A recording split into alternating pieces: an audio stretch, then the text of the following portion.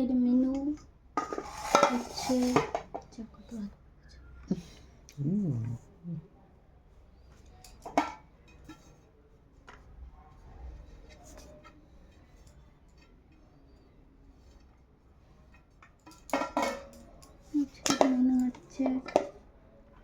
পালং শাক দিয়ে, আলু দিয়ে, বড়ি দিয়ে আর বেগুন দিয়ে তরকারি। বেগুন দেখা যাচ্ছে না, গলে গেছে।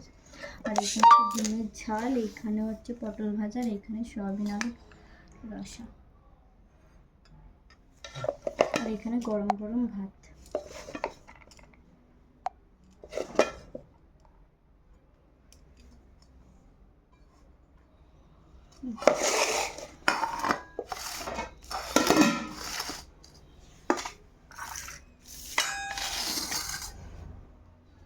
আর সাথে লেবু, সাথে নুন, আর সাথে করে